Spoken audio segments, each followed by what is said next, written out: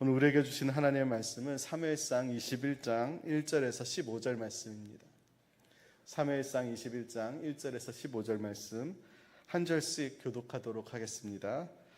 다윗이 노베 가서 제사장 아히멜렉에게 이르니 아히멜렉이 떨며 다윗을 영접하여 그에게 이르되 어찌하여 내가 홀로 있고 함께하는 자가 아무도 없느냐 하니, 다윗이 제사장 아히멜렉에게 이르되 왕이 내게 이를 명령하고 이르시기를 내가 너를 보내는 것과 내게 명령한 일은 아무것도 사람에게 알리지 말라 하시기로 내가 나의 소년들을 이러이러한 곳으로 오라고 말하였나이다. 이제 당신의 수중에 무엇이 있나이까 떡 5덩이나 무엇이나 있는 대로 내 손에 주소서 하니, 제사장이 다윗에게 대답하여 이르되 보통 떡은 내 수중에 없으나 거룩한 떡은 있나니 그 소년들이 여자를 가까이만 하지 아니하였으면 주리라 하는지라. 다윗이 제사장에게 대답하여 이르되 우리가 참으로 3일 동안이나 여자를 가까이 하지 아니하였나이다. 내가 떠난 길이 보통 여행이라도 소년들의 그릇이 성결하겠거든 하물며 오늘 그들의 그릇이 성결하지 아니하겠나이까 하매, 제사장이 그 거룩한 떡을 주었으니 거기는 진설병 곧 여호와 앞에서 물려낸 떡밖에 없었습니다. 이 떡은 더운 떡을 드리는 날에 물려낸 것이더라. 그날에 사울의 신하 한 사람이 여호와 앞에 머물러 있었는데 그는 도액이라 이름하는 에돔 사람이요 사울의 목자장이었더라. 다윗이 아히멜렉에게 이르되 여기 당신의 수중에 창이나 칼이 없나이까? 왕의 일이 급함으로 내가 내 칼과 무기를 가지지 못하였나이다 하니, 제사장이 이르되 내가 엘라 골짜기에서 죽인 블레셋 사람 골리앗의 칼이 보자기에 쌓여 에봇 뒤에 있으니 내가 그것을 가지려거든 가지라. 여기는 그것밖에 다른 것이 없느니라 하는지라. 다윗이 이르되 그 같은 것이 또 없나니 내게 주소서 하더라.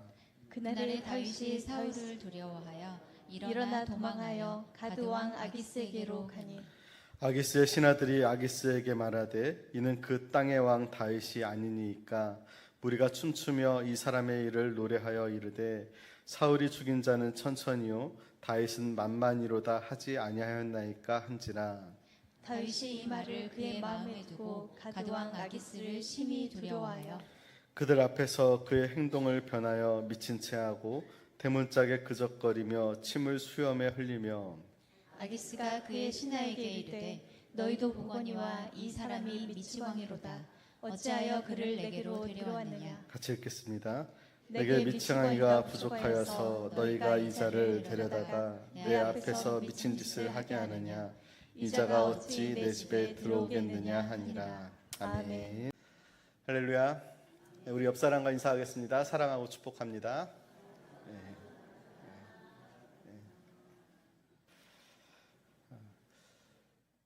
저 피자를 제가 좋아하는데요.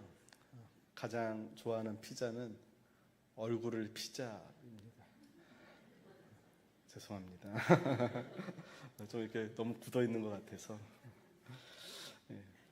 오늘 본문에 나오는 다윗은요, 믿음에서 넘어지고 미끄러지는 모습을 오늘 보게 되는데요. 사울이 다윗을 죽이려고 혈안되어 있을 때 다윗은 사무엘이 있는 그 라마 나요스로 피신을 하게 됩니다. 하지만 사울이 얼마 안 가서 그 사실을 알게 되고 그래서 신하들을 보냈는데요. 그 신하들이 주의 영에 사로잡혀서 다윗을 해하지 못하게 되죠. 심지어 나중에 사울 왕도 이제 그곳에 왔을 때 주의 영이 임하게 돼서 다윗을 건드리지 못하도록 하나님께서 도움의 손길로 다윗을 지켜주셨는데요. 그 일이 있고 나서 사무엘상 20장에 보면 다윗은 가장 친한 친구 그 요나단을 찾아가서 도움을 구하게 됩니다. 그러자 이 요나단이 아버지 사울의 그 심정을 살펴보니 사울이 이제 다윗을 죽이기로 작정했다는 것을 알게 되고 그래서 다윗에게 이제 이곳을 떠나라고 정보를 주게 되죠. 그리고 나서 오늘 이제 본문이 시작되는데요. 다윗은 예전에 그 도망 나올 때 미갈이 내려준 그 줄을 붙잡고 그냥 몸뚱이 하나만 겨우 빠져나왔거든요. 그러니까 아무것도 가진 것이 없이 나왔습니다. 그러다 보니 자신의 모습이 어떻게 보면 너무 비참하고 참담했을 것 같습니다. 여러분 생각해 보세요. 당시에 다윗이 잘못한 것이 있을까요? 없을까요? 다윗이 잘못한 게 없어요. 사람들에게는 하나님께 너무나 사랑받고 또 인정받던 그런 삶을 살았습니다. 근데 그런 다윗을 단 한 사람 사울이 미워하니까 만인의 사랑을 받는 다윗도 견딜 수가 없었던 것이죠. 우리도 그럴 때가 있습니다. 대부분의 사람들이 나를 지지해주고 아껴주고 사랑해주는데 소수의 몇몇 사람들이 정말 잘못한 것도 없는데 미워하고 좀 시기하는 그런 경우들이 있습니다. 저도 이렇게 여러 교회에서 이렇게 사역을 하다 보니까 어딜 가든지 있더라고요. 항상 이유도 없이 미워하고 싫어하는 사람들이 항상 있었던 것 같습니다. 근데 그럴 때마다 그 마음속에 떠올리는 생각은 만인이 나를 사랑해도 한 사람이 미워하면 견딜 수 없지만 만인이 나를 미워해도 하나님 한 분이 나를 사랑하시면 그 모든 일을 다 견딜 수 있다는 것입니다. 여러분, 우리가 이유를 모르는 고난 가운데 처할 때가 있고 또 왜 내가 이런 고난을 당해야 되고 왜 저 사람이 나를 이렇게 미워하는지 아프게 하는지 답답할 때가 있습니다. 그럼 그때에도 여러분 기억하시길 바랍니다. 만인이 나를 미워해도 하나님 한 분이 나를 사랑하는 이상 나는 넘어져도 다시 일어날 수 있다는 것을 믿을 수 있기를 바랍니다. 우리 시편 37편 24절 말씀 같이 읽어보겠습니다. 그는 넘어지나 아주 엎드러지지 아니함은 여호와께서 그의 손으로 붙드심이로다. 우리가 때때로 넘어지지만 아주 엎드러지지 않는 것은 하나님이 우리를 붙들어 주신다는 것을 믿고 항상 그 하나님 앞에 나아갈 수 있는 그런 저와 여러분 되기를 주님의 이름으로 축원합니다. 다윗은 이러한 비참한 현실 속에서 어디를 찾아가야 되는가 고민하다가 다윗이 찾아간 곳은 노비라는 곳인데요. 이곳은 성소가 있는 곳이고 제사장들이 모여서 사는 곳입니다. 그곳으로 가면 하나님의 뜻을 알 수 있다고 아마도 다윗은 생각했던 것 같습니다. 지금으로 말하자면 교회 목회자에게 찾아온 것과 같은 것이죠. 여러분, 우리가 고난 중에 깨닫는 은혜 첫 번째는요, 우리가 앞길이 막막하고 힘들 때 하나님 앞에 나아가야 된다는 것입니다.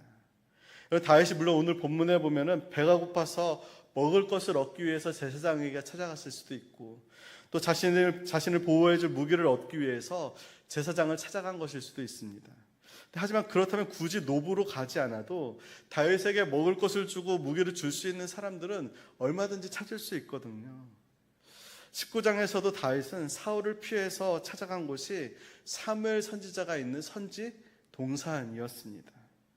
지금은 다윗은 언약궤가 있는 노베 가면 아마도 하나님의 뜻을 알 수 있을 것이라는 그러한 마음으로 그곳에 가게 된 것이죠. 아무도 자신을 도와줄 수 있는 사람이 없는 그런 상황에서 여호와의 제사장만은 그래도 자신을 도와주리라고 믿었던 것입니다.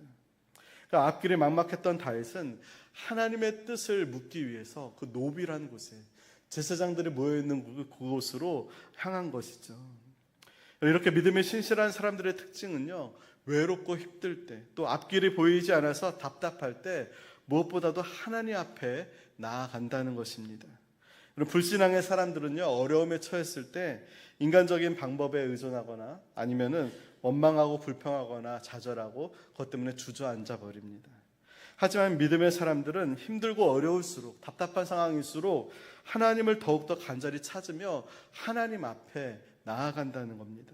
왜냐하면 자신에게 닥친 그 문제는 오직 하나님만이 해결하실 수밖에 없다는 것을 알기 때문에 그렇죠.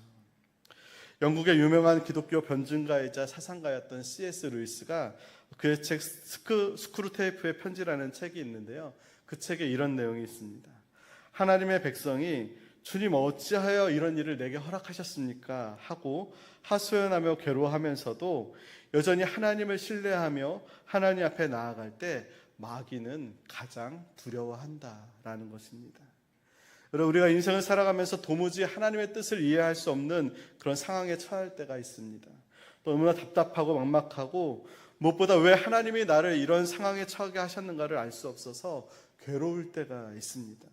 하지만 그러한 모든 아픔이나 마음속에 일어나는 의심 가운데서도 여전히 하나님 앞에 나아가서 모든 것을 아뢰고 물을 때 여러분, 마귀는 어떻게 한다고요? 두려워한다는 것. 그리고 하나님은 기뻐하신다는 것을 저 여러분이 믿을 수 있기를 바랍니다. 이제 다윗이 그 노베에서 제사장 아히멜렉을 만나게 되는데요. 이 다윗을 본 아히멜렉의 반응을 좀 보면 우리 1절 말씀 같이 읽어보겠습니다. 다윗이 노베 가서 제사장 아히멜렉에게 이르니 아히멜렉이 떨며 다윗을 영접하여 그에게 이르되 어찌하여 내가 홀로 있고 함께하는 자가 아무도 없느냐. 하니 여기 보면 아히멜렉이 떨면서 다윗을 영접했다라고 하거든요. 이 떨다라는 단어는 두려워하다는 의미도 있습니다. 그러니까 왜 아히멜렉이 이렇게 두려워했는가? 지금 사울이 다윗을 죽이려고 모든 군대를 다 푼 것을 웬만한 사람들은 다 알고 있습니다. 그런데 다윗이 지금 평상시와는 다르게 초췌한 모습으로 자신을 찾아온 거예요. 아히멜렉을 찾아온 거죠. 그러니까 이러지도 저러지도 못하는 상황이 된 것입니다. 만약에 다윗을 도와주게 되면 나중에 사울의 보복이 있게 될 것이고, 다윗을 도와주지 않으면 자신의 제사장으로서의 그 양심을 저버리게 되는 그런 상황 가운데 놓이게 된 것이죠. 그리고 그곳에는 이미 사울이 심어놓은 첩자가 이 모든 상황들을 다 보고 있었는데요. 우리 7절 말씀 같이 읽어보겠습니다. 그날에 사울의 신하 한 사람이 여호와 앞에 머물러 있었는데 그는 도액이라 이름하는 에돔 사람이요 사울의 목자장이었더라. 그러니까 사울의 신하인 도액이라는 사람이 그 안에 있었다는 것이고 지금 이 상황들을 다 보고 있다는 겁니다. 아히멜렉도 다윗도 그러한 상황을 다 직감하고 있고, 상황이 그런지라 다윗은 자신이 힘들고 어려운 그러한 것들을 그 제사장 아히멜렉에게 토로하고 위로받고 싶은데 그러한 것들을 속마음을 말하지 못하고 지금 둘러대면서 거짓말을 하게 된 것입니다. 그러니까 아히멜렉이 왜 혼자 왔냐고 물어보는 그 질문에 2절에 보면 왕이 명령한 일이 있는데 아무것도 사람들에게 알리지 말라고 해서 혼자 왔다라고 거짓말을 하게 됩니다. 생각해 보세요, 여러분. 만약에 아히멜렉에게 사울이 날 죽이려고 괴롭히고 죽이려고 한다. 그래서 내가 좀 이곳에 도망왔다. 나를 좀 숨겨달라. 나를 도와달라. 그렇게 했다면 그 사실을 도액이 바로 사울에게 알렸겠죠. 그래서 다윗은 할 수 없이 나는 지금 사울의 명령을 받고 이곳에 오게 되었다고 둘러대면서 거짓말을 하게 된 것입니다. 이 다윗의 거짓말 속에는 어떤 부당한 이득을 보려 하거나 또 아히멜렉 제사장 가문을 위험 속으로 몰아넣으려는 의도는 전혀 없었습니다.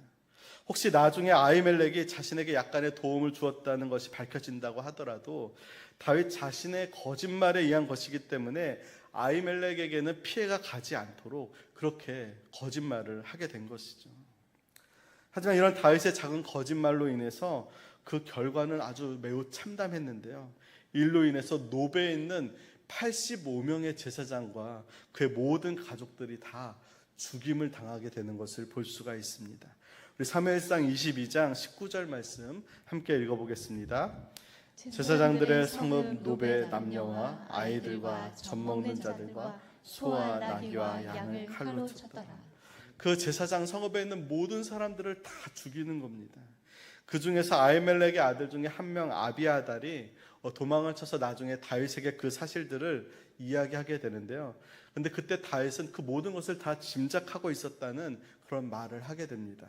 우리 사무엘상 22장 22절 말씀 함께 읽어보겠습니다. 그날에 에돔 사람 도액이 거기 있기로 그가 반드시 사울에게 말할 줄 내가 알았노라. 내 아버지 집의 모든 사람 죽은 것이 나의 탓이로다. 그날 에돔 사람 도액을 봤거든요. 그 도액이 분명히 사울에게 이 사실을 알릴 거라는 걸 알았었고, 결국에는 내가 그곳에 가서 거짓말을 한 것으로 인해서 너의 아버지 집의 모든 사람들이 죽은 것, 그러니까 다 이 모든 것이 내 탓이다. 내가 거짓말을 한 탓이다 라고 이야기하죠. 나중에 다윗이 이 사건을 기억하면서 시편 34편 13절에서는요. 내 혀를 악에서 금하며 내 입술을 거짓말에서 금할지어다 라고 고백을 하게 되는데요. 자신의 그 연약함으로 인하여서 이런 비극이 일어나게 되었다는 것을 다윗이 고백하는 것이죠. 여러분, 이것을 통해서 알 수 있는 고난 중에 깨닫는 은혜의 두 번째는요. 우리는 연약한 존재라는 것입니다. 여러분, 다윗이 얼마나 대단한 사람입니까? 사울 한 사람이 미워하긴 했어도 모든 사람들이 다윗을 좋아했고 인정했고 하나님께도 마음에 합한 자라는 그 인정을 받는 사람이 바로 이 다윗이었습니다. 그런데도 인생에 찾아온 그 고난 속에서 자신도 모르게 거짓을 말할 수밖에 없는 연약한 존재라는 것을 깨닫게 된 것이죠. 다윗은 위기의 순간을 모면하기 위해서 거짓말을 2절에서도 하고 8절에도 하게 되는 것을 볼 수가 있습니다. 그리고 또 하나의 다윗의 연약함을 발견하는 그런 사건이 있는데요. 21장 10절 말씀 같이 읽어보겠습니다.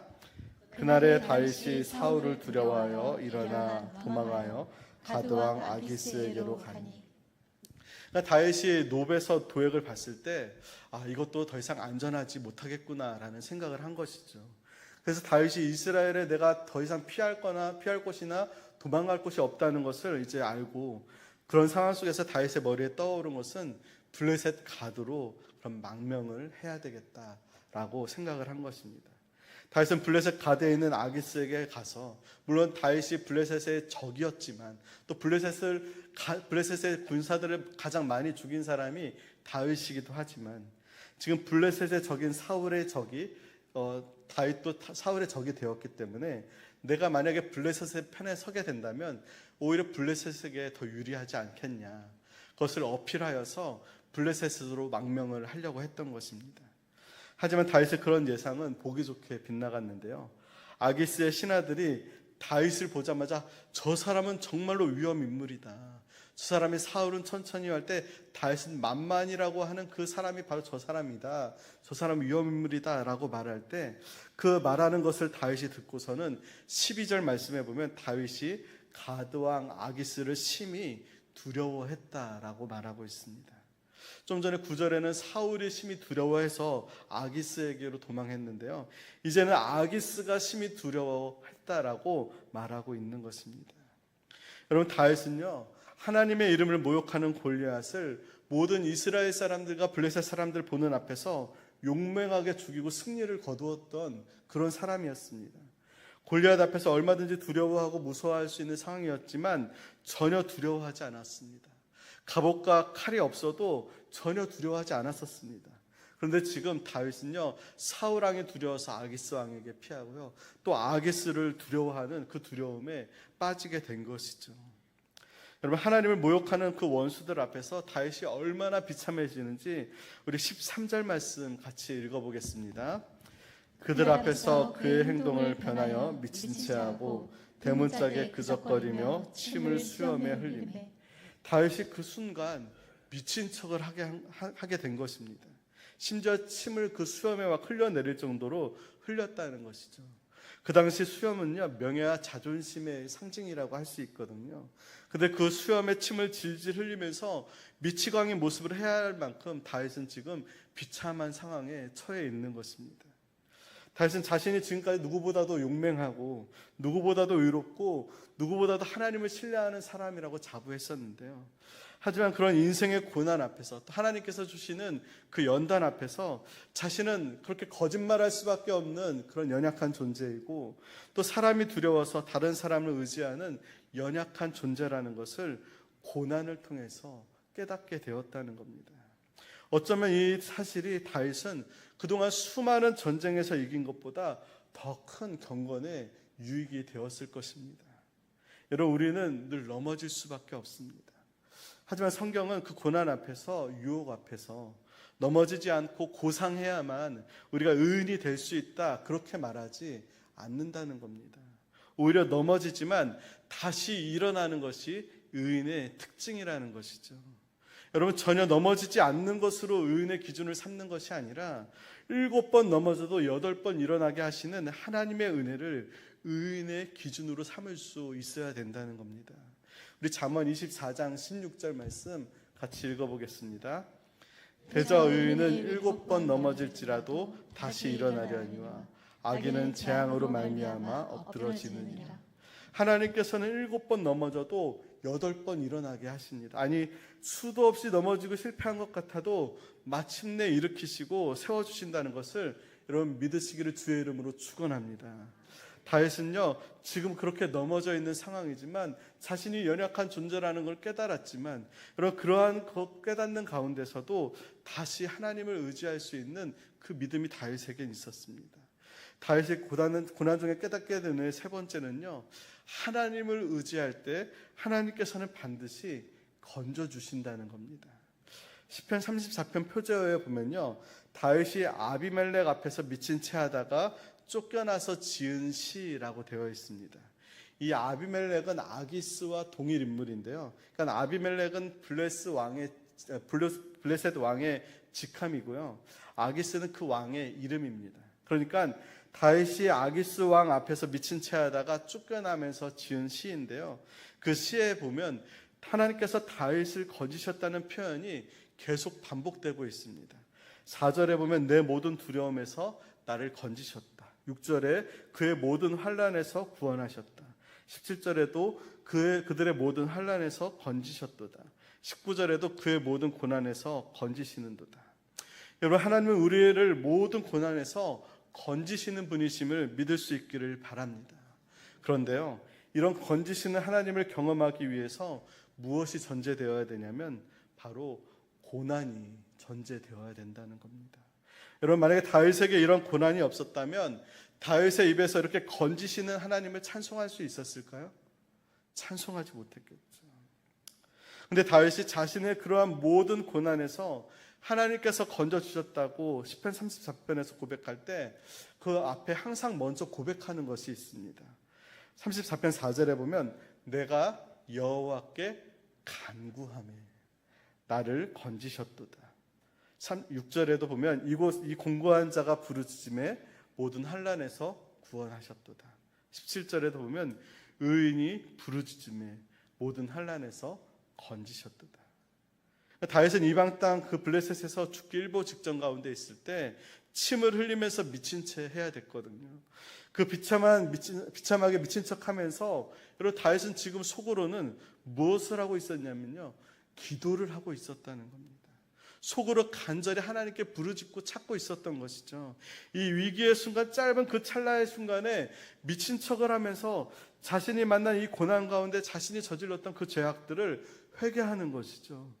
속이려고 한 것은 아니지만 거짓말했던 자신의 그 연약함을, 또 하나님이 아닌 사람을 의지했던 자신의 연약함을 통회하면서 회개하면서 하나님께 건져달라고 그렇게 기도하고 있는 것입니다. 우리 시편 34편 18절 19절 말씀 함께 읽겠습니다. 여호와는 마음이 상한 자를 가까이 하시고 중심으로 통회하는 자를 구원하시는도다. 의인은 고난이 많으나 여호와께서 그의 모든 고난에서 건지시는도다. 다윗이 이렇게 지금 찰나의 순간에 미친 척하면서 자신의 중심의 그 충심으로 마음에 상한 그 마음을 가지고 통회하며 하나님 나를 구원해달라고 기도하는 것입니다. 여러분, 생각해 보세요. 다윗이 그렇게 미친 척한다고 해서 그 블레셋의 왕과 그 참모들이 속아 넘어간다는 것이 여러분 이상하지 않습니까? 여러분, 21장 14절 15절에 보면요, 이 사람 미쳤는데 왜 나에게 데리고 왔냐고 이 미친 자를 내 집에서 쫓아내라고 아기스 왕이 그렇게 이야기를 합니다. 다윗을 그냥 그렇게 보내버리는 것이죠. 여러분, 이것은 기적입니다. 이 기적이 누가 한 기적일까요? 하나님께서 하신 기적입니다. 여러분, 생각해 보세요. 다윗이 누구예요? 여러분, 블레셋의 원수잖아요. 블레셋의 사람을 가장 많이 죽인 사람이 다윗입니다. 그렇다면 자신의 동지로 삼지 않는다면 가장 현명한 방법은 그 다윗을 어떻게 하는 거예요? 죽여서 없애는 것이죠. 근데 오히려 그 다윗을 고문도 하지 않고 감옥에 넣지도 않고 그냥 돌려보내는 것입니다. 이 모든 것은 하나님이 역사하신 거라는 거죠. 하나님께서 아기스 왕과 그의 참모들의 눈을 가려버리고 그래서 도저히 빠져나올 수 없는 그곳에서 아무 상처도 입지 않고 풀려나게 된 것입니다. 여러분, 어떤 사람이 다윗처럼 고난 가운데서 하나님께서 건져주시는 그 기적을 경험하게 되냐면요, 그 건지시는 하나님을 신뢰하며 그분께 간절히 기도하는 사람이라는 겁니다. 여러분, 바울과 실라가 빌립보 감옥에 갇혔을 때 찬송하고 기도하잖아요. 그때 여러분, 감옥문이 열리는 기적을 경험하게 됩니다. 베드로가 감옥에 갇혀서 하룻밤 지나고 나면 순교당할 수밖에 없는 그런 상황에 있을 때 예루살렘 교회의 모든 성도들이 온 힘을 다해서 기도했을 때 그 옥문이 열리고 베드로가 그곳에서 나오게 되는 기적을 체험하게 됩니다. 다니엘이 기도를 포기하지 않았을 때요, 사자굴에서도 여러분 건짐을 받지 않았습니까? 여러분, 하나님께서 우리에게 고난을 주시는 이유도 바로 우리가 기도하기 위해서입니다. 우리의 연약함 중에 하나가 무엇이냐면요, 여러분, 우리는 고난이 없으면 간절히 기도하는 그 기도도 사라진다는 겁니다. 하나님께서 우리의 그 연약함을 아시기 때문에 때는 우리의 삶 속에 즐거움과 기쁨도 주시지만 고난을 주셔서 그 고난 가운데 하나님을 찾으라고, 하나님께 나오라고 하나님께서 우리에게 그 고난을 허락하신다는 겁니다. 여러분, 우리의 삶 속에 때로 고난이 있죠. 여러분, 그 고난 가운데 우리가 해야 될 일은 무엇이냐면요, 우리 안에 있는 그 기도를 회복하는 것입니다. 모든 환난에서 건지시는 하나님 앞에 나와서 기도해야 된다는 것이죠. 우리 안에 그 무너진 기도의 재단을 회복하라고 하나님께서 나에게 고난을 주시는 겁니다. 여러분, 그 고난의 때에 여러분, 우리가 더욱더 하나님께 가까이 나아갈 수 있기를 바랍니다. 그리고 고난의 때에 하나님을 의지하며 기도할 수 있기를 바랍니다. 다윗은요, 그 고난이 찾아왔을 때 그 고난 가운데 무너지는 것이 아니라 오히려 그 고난 가운데 하나님 앞에 나아갔고요, 그 고난 가운데서 내 연약함을 발견하고 하나님, 나에게 이런 연약함이 있음을 고백하고요, 더 나아가서 그러하기에 하나님, 저를 건져주십시오, 저를 살려주십시오, 그렇게 기도할 때 하나님께서 그 모든 원수들의 손에서 다윗을 건져주시는 그 은혜를 경험하게 되었다는 것을 저와 여러분이 기억하고, 여러분 고난이 없으면요, 우리는 교만해서 기도하지 않습니다. 하나님께 나아가지 않는다는 것이죠. 여러분, 우리의 고난이 유익이 되고 고난 가운데 더욱더 하나님 앞에 나아가 기도할 수 있는, 그런 기도의 재단을 회복할 수 있는 그런 저 여러분 다 되기를 주님의 이름으로 축원합니다.